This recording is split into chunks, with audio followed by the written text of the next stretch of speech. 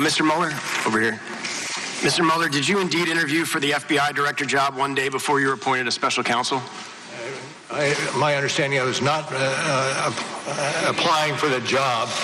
I was asked to give my input on what it would take to do the job, which triggered the interview you're talking about. So you don't recall on May 16, 2017, that you interviewed with the president regarding the FBI director job? I interviewed with the president, and regarding the FBI director job? It was about the job and not about me applying for the job. So your statement here today is that you didn't interview to apply for the FBI director job? That's correct.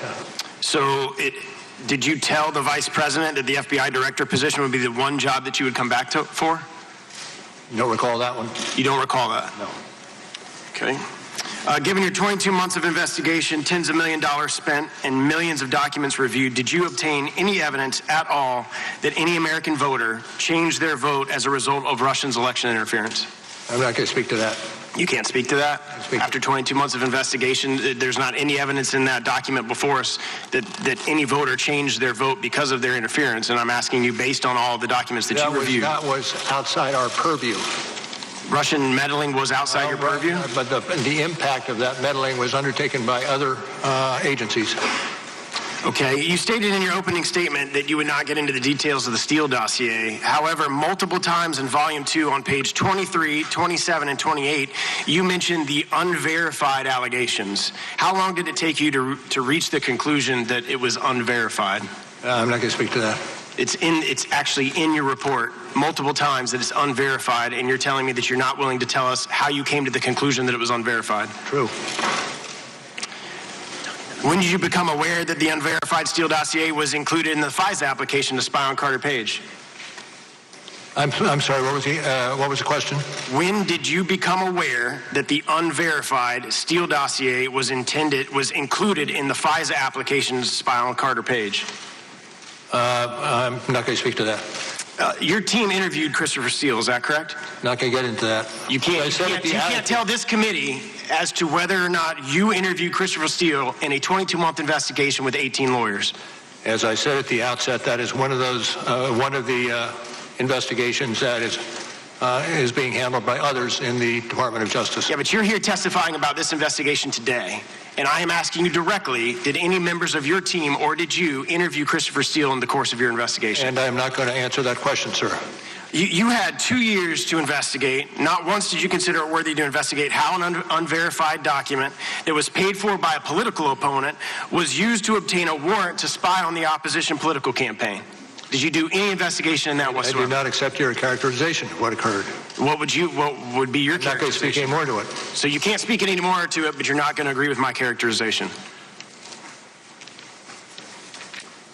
Is that correct? Yes. The FISA application makes reference to Source 1, who was Christopher Steele, the author of the Steele dossier. The FISA application says nothing Sources 1's reason for conducting the research into candidate 1's ties to Russia, based on Sources 1's previous reporting history with FBI, whereby Source 1 provided reliable information to the FBI. The FBI believes Source 1's reporting herein to be credible. Do you believe the FBI's representation that Source 1's reporting was credible to be accurate? I'm not going to answer that.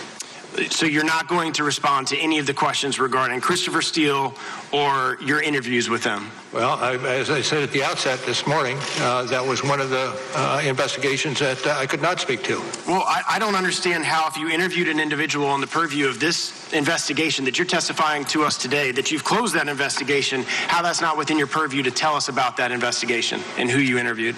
I have nothing to add.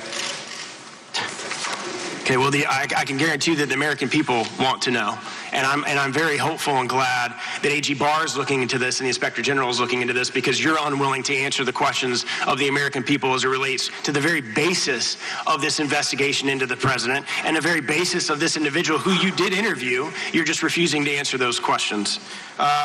Can't the president fire the FBI director at any time without reason under Article 1 of the Constitution? Yes. Article 2? Yes. That's correct.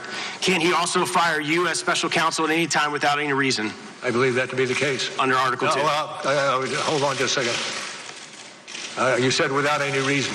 I know that special counsel can be fired but I'm not certain it extends to for whatever reason is given. Well, and you've testified that you weren't fired. You were able to complete your investigation in full. Is that correct?